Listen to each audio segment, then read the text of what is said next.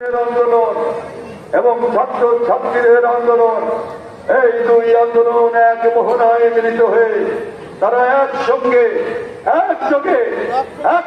কণ্ঠ উচ্চারিত করেছে, শেখ হাসিনার ক্ষমতায় থাকবার কোন অধিকার নাই। তাই সেদিন শেখ হাসিনা পালিয়েছে।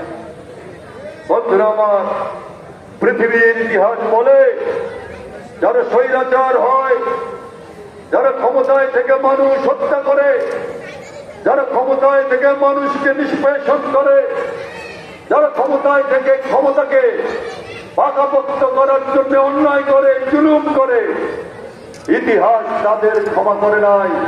ইতিহাস তাদের রাস্তা করে নিক্ষেপ করেছে।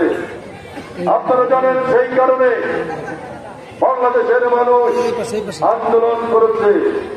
কি চেয়েছিলাম আমরা চেয়েছিলাম একটা ভোট নির্বাচন। পাকিস্তান ভেঙে দুই খণ্ড করেছিলাম আমরা। 71 সালে লড়াই করেছিলাম আমরা যে পাকিস্তান আমরা অর্জন করেছিলাম। 1947 সালে যে পাকিস্তান আমাদের বাবারা দাদারা আন্দোলন করে, লড়াই করে, যুদ্ধ করে যে পাকিস্তান অর্জন করেছিল, ব্রিটিশের বিরুদ্ধে লড়াই করেছে, ব্রিটিশ শাসকদের বিরুদ্ধে আমাদের বাবারা লড়াই করেছিল। 200 বছর ব্রিটিশ এই আমাদের দেশ দখল করেছিল। ভারত, পাকিস্তান, বাংলাদেশ তখন এক ছিল। সেই এক দেশ ভারতে 200 বছর ব্রিটিশ শাসন করেছে।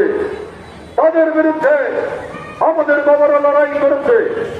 তাদের বিরুদ্ধে আমাদের বাবারা ফাঁসির কাছে গেছে।